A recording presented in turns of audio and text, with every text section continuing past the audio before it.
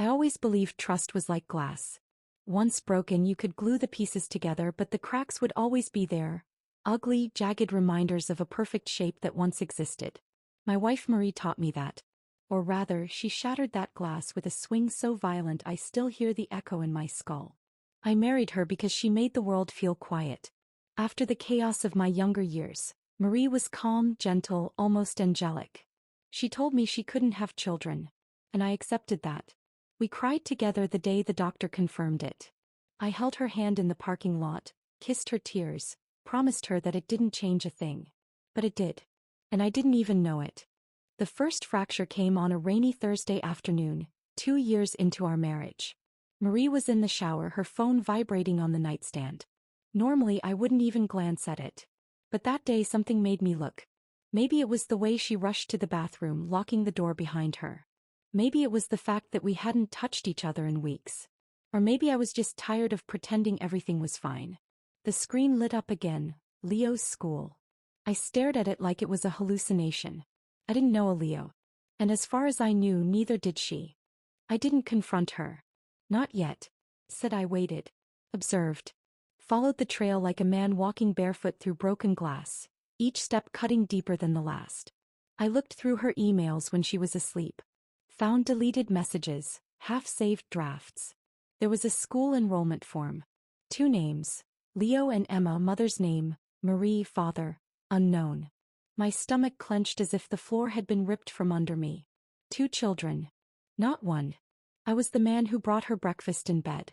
The fool who believed her when she said she wanted to adopt, because it wasn't fair to bring life into a body that didn't work. That night I watched her sleep. She looked peaceful, curled on her side like a child, mouth slightly open. I wanted to shake her awake. Ask her how long she planned on lying to me. But I didn't. I needed more. Something I could hold in my hand and say, this is the truth you hid from me. So I called the school. Said I was Marie's brother. Asked if Leo had any allergies.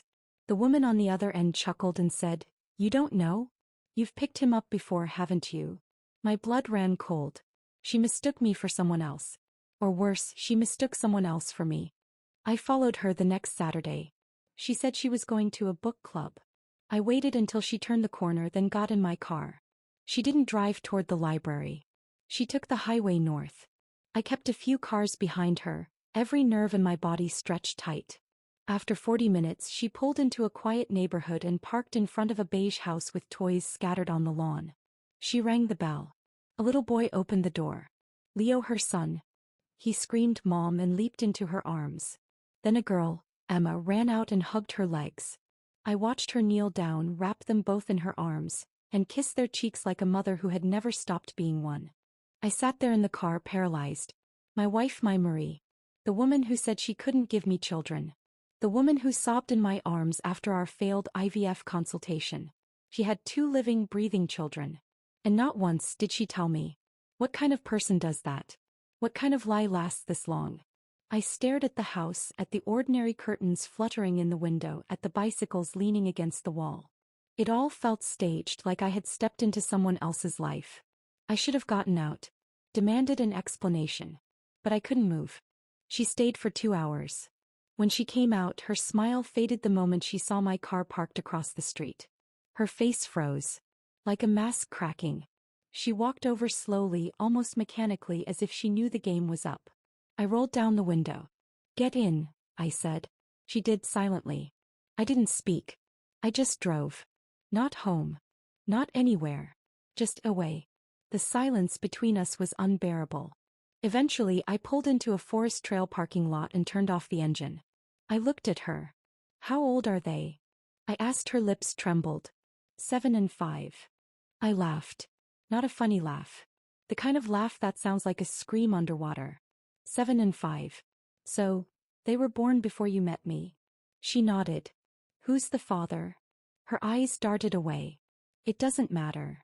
I slammed the steering wheel. "It matters to me." She flinched. "I left that life behind," she whispered. "I didn't want to bring it into our marriage. I wanted a fresh start."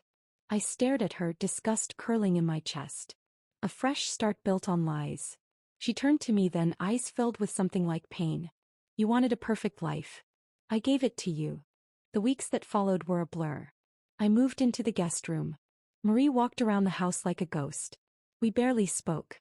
I couldn't look at her without remembering the way Leo shouted, "Mommy!" The way her face lit up when she held them. That wasn't a woman who'd buried her past. That was a mother. A real one.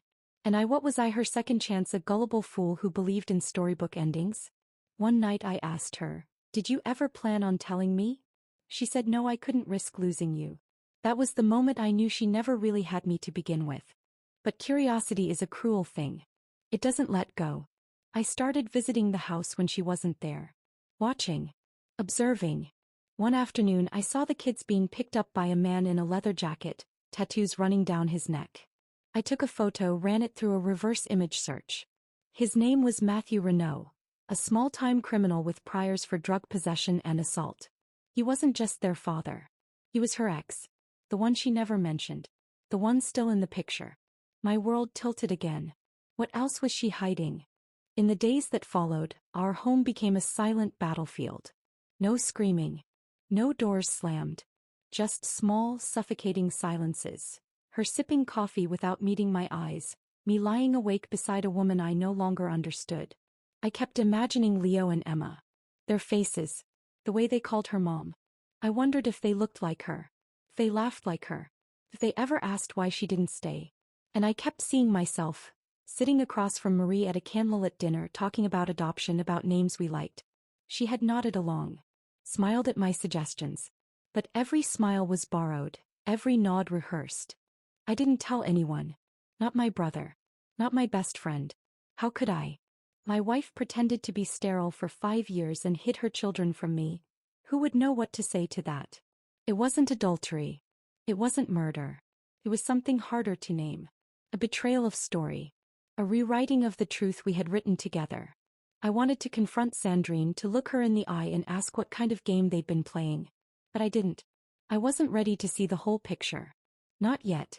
Then one morning Marie placed an envelope on the kitchen counter. No words. Just her quiet footsteps retreating upstairs. Inside were printouts, emails and photos. A long handwritten letter. She had tried to tell me, she wrote twice. Once after our 3rd anniversary when I had surprised her with a trip to Florence. And once during a stormy night when we sat on the floor eating instant noodles during a blackout. But fear always won. Not just fear of me leaving, but fear of breaking the illusion. Fear of being someone different from the woman she had promised to be. I thought if I gave them up once, she wrote, I had to keep giving them up. Even to you. I read the letter 5 times. I couldn't cry. I wanted to, but the tears wouldn't come. Instead I walked for hours. Through the park, past the same playgrounds Marie used to linger near. I sat on a bench and watched the swing sets, trying to imagine her as a mother. Not the poised, elegant Marie I knew, but the version I had never met. The one who gave birth in her 20s. Who handed over her babies to a friend with trembling hands.